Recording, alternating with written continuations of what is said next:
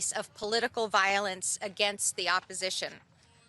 Not a single Republican member has condemned this call for violence, not publicly, not privately.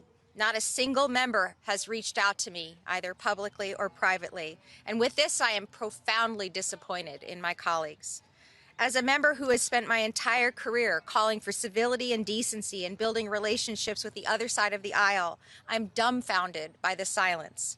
People have asked us why now for this video that my colleagues and I recorded, and I'll tell you, this administration, as was mentioned by my colleagues, has repeatedly shown disregard for the military process. They've ignored dozens of court orders, fired hundreds of military lawyers, and gutted critical expertise within our armed forces.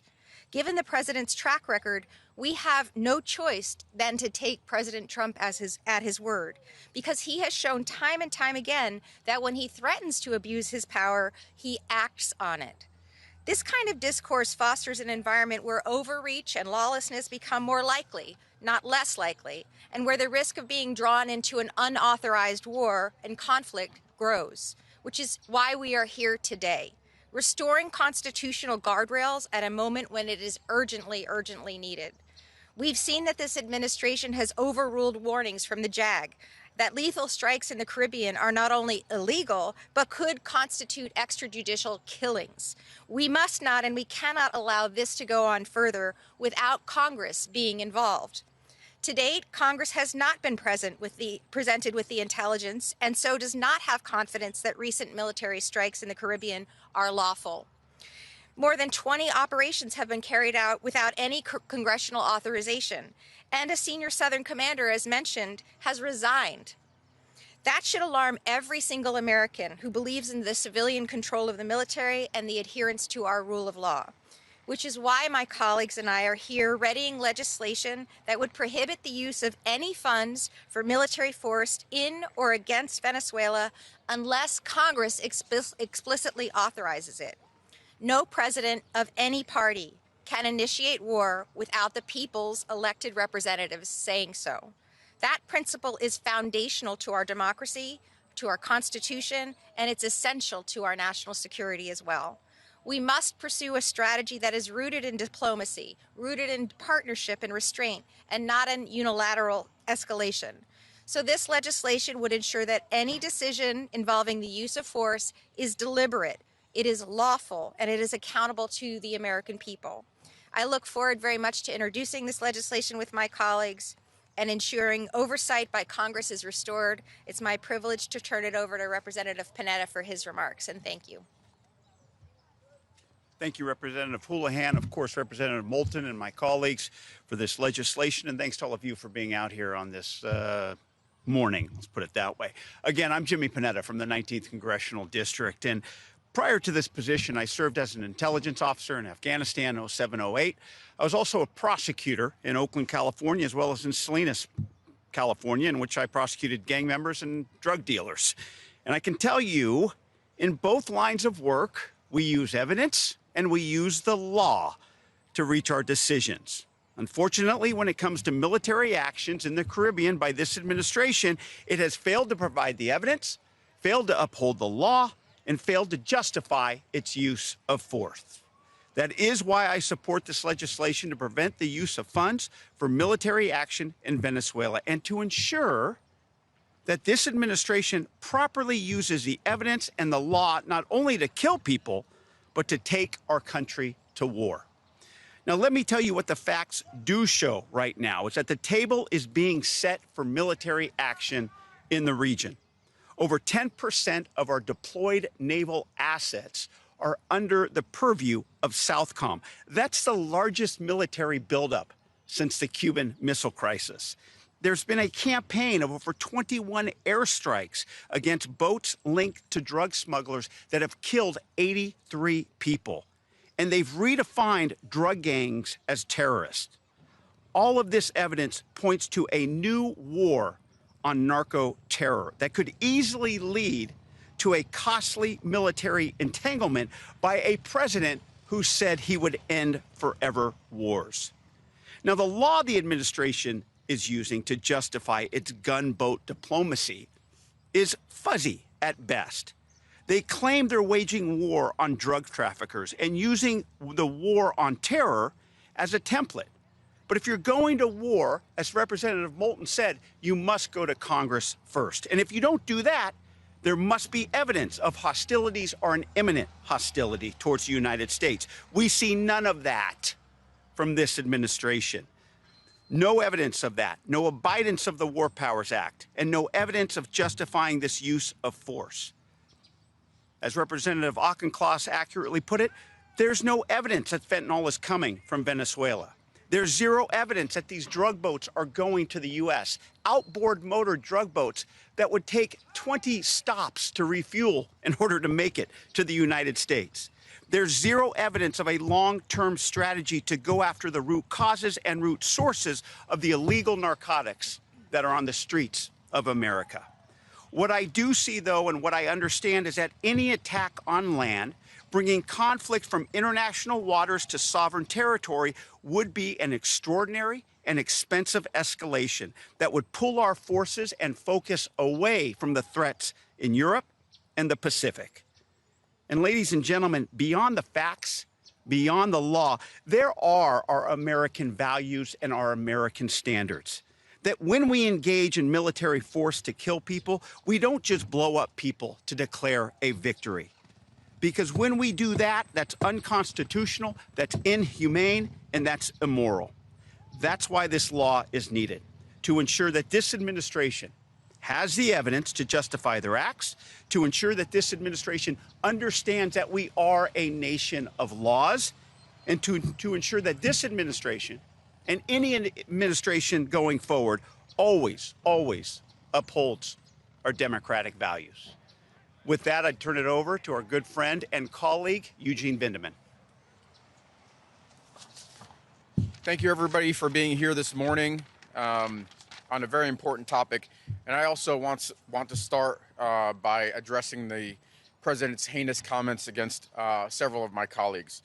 So I want to start by condemning the president for calling for 6 Democratic members of Congress, all of whom are patriots, and all of whom served our country in various national security roles, to be hanged. It's the kind of thing we expect from a Saudi crown prince, not an American president. In fact, the president is currently the biggest accelerant of political violence in our country today. I want to say I'm grateful to my colleague Seth Moulton and all of my colleagues here for gathering us today as veterans of the global war on terrorism to address the lawlessness of this president. Seth and I served during the Iraq War, a war that was deeply flawed and a disaster of Republican policy. But it was, in fact, approved by Congress. The Constitution is clear. The nation can only go to war when Congress approves. This was true in Pearl Harbor. This is true after 9/11, and is still true today. That is why the president's actions in the Caribbean and any potential actions in Venezuela must be approved by Congress, considered by Congress. As an expert in international law and the law of war, as a JAG and an NSC advisor that advised senior leadership, both military and civilian, on when it was appropriate to go to war and the conduct of war, I have serious reservations about the legality of the president's strikes and concerns about the jeopardy that puts our service members in. I will tell you, as a prosecutor, as a JAG prosecutor, I was only following orders is not a valid excuse for committing war crimes. I've warned specifically senior officials in the Department of Defense, both uniform and civilian, about this issue. If there's a threat to our nation, we will meet it. If not, we should not put our sons and daughters in harm's way. I thank Seth for putting forth this legislation as a check on a war of choice in Venezuela, and I'm honored to stand here with my fellow Democratic veterans holding the line. Thank you. I'll be happy to take questions, any of us here. You guys had to go, but yes, go ahead. So there have been reports that Southcom's senior JAG Colonel Paul Maher has challenged the administration's premise for the recent strikes. Would it make sense to reach out to him to testify before Congress? We would love to see him testify before Congress. The reality is that this administration is disregarding the chain of command. They regularly fire people who disagree with them, and it's putting our troops in danger. The last time the Armed Services Committee got a briefing on the situation in Venezuela and in the waters surrounding it, I went up to the senior admiral at the end of that briefing and looked him in the eye and said, I hope you understand the constitutional peril that you are in and the constitutional peril that you are putting our troops in. And I'll add, I also serve on the Armed Services Committee, but as well on the Intelligence Committee. The last time we received a briefing on Venezuela with the full committee was never. And that is something that should alarm everybody.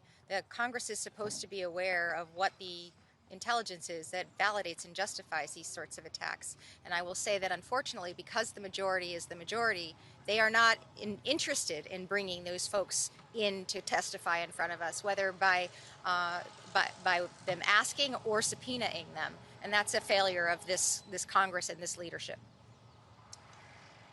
I'll add, just from a legal perspective, after having reviewed the justification from the Department of Justice, the OLC opinion for the operations in Venezuela, I found that opinion wholly unconvincing.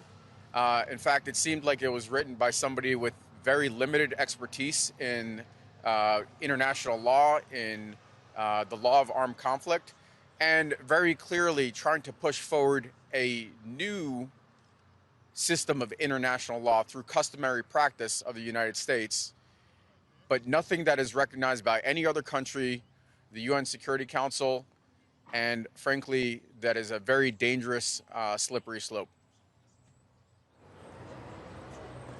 That's good. The legislation that you're putting forward is distinct from the war powers resolutions that have been introduced in recent weeks, including now in the House. Is this a sign from you all that you think that that approach is not working? And are you also supportive of the resolution that's now in the House? I can certainly speak for myself. I'm very supportive of those war powers resolutions. But there's two things. I mean, I would say we need to do everything we can. And this is preemptive, right? This says, before the president were to, declare that he intends to take hostilities, we're setting down a marker. You're not going to get funding for Congress from this. You need to come to us for permission if you want to do it. And the second thing is, we have obviously been disappointed in the Republican response. I think there are a lot of Republicans who, proclaim America first, who say that we shouldn't get involved in needless wars overseas, like Donald Trump, and yet are completely acquiescing to this war of choice that he seems to want to start. Yes? My question's for Congressman Vindman. I think it's safe to say most of us do not have experience in the armed forces. When a service member receives an order that they believe is unlawful, can you explain what the process is, what legally that looks like? Yeah, so look, I've heard people claim that this is something that's going to be litigated in court. That's not how this works. When you're on the field of battle, when you're preparing to take an action that can result in somebody's death, that is a split-second decision that we expect and we train our soldiers to take in a moral, ethical way. We have the best service members on the planet, the best trained, the best prepared, and they're trained on ethics annually, or at least up until this point. I don't know if that's still the case with the new secretary. And so these are split-second decisions that we expect them to take. And typically, this is something that commanders down the line are providing guidance and direction on. But if this goes wrong, this results in the death of a living human being. And right now, the strikes that are taking place in the Caribbean and the Pacific, look, these may be drug smugglers. These may be, some of them bad people, some of them may be fishermen. What we do know for a fact is that we have sufficient evidence to strike and kill them, but we don't have sufficient evidence to detain them, because we know that we've already released 2 folks that survived these strikes. To me, that's kind of an outrageous fact pattern.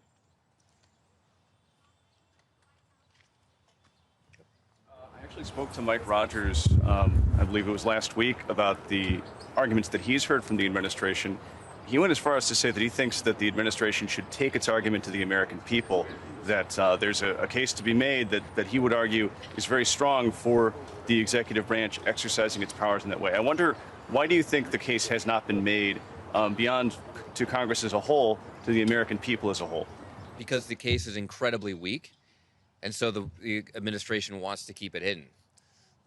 Look, I have a lot of respect for Chairman Rogers. I couldn't disagree more strongly with his idea that this is a case that the administration would want to share. It's absolutely pathetic. I mean, this case wouldn't survive some mock court in high school. It's self-contradictory. It's ridiculous. And the reality is that if the administration were to share this with the American people would see with their own eyes how completely lawless this is. Okay. So, look, the OLC opinion is classified, the entire thing. That is very atypical. There would actually be at least public portions of it, redacted portions of it, that would be historically releasable. We know that there are disagreements based on the reporting that y'all have made that from the lawyers. And so they are not comfortable taking a case forward when they internally, in fact, their own lawyers in the Department of Defense, folks that did the same job I did for the better part of 25 years, can't agree and can't provide legal authorizations for. And the president may be immune based on the Supreme Court decisions, but I would love for my Republican colleagues and the president to put America's sons and daughters first, and not put our service members in jeopardy with these likely illegal operations. Yeah.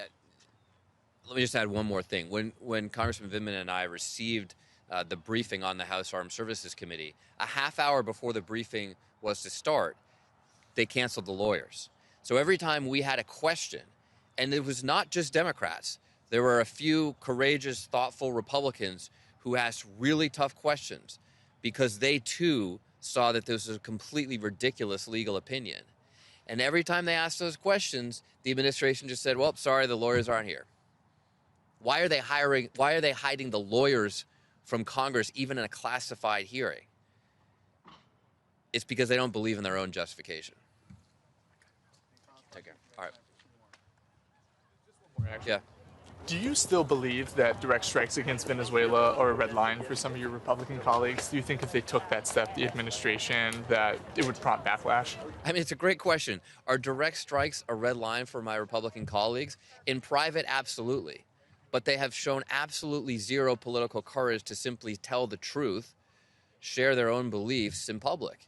And I think at the end of the day, if we do go to war with Venezuela, if we do conduct joint strikes, direct strikes, there will be a lot of Republicans who regret not doing the right thing up front. Just like there are a lot of people who regret not asking the tough questions and not taking the right vote when a prior president asked us to go to war in Iraq. Thank you all very much.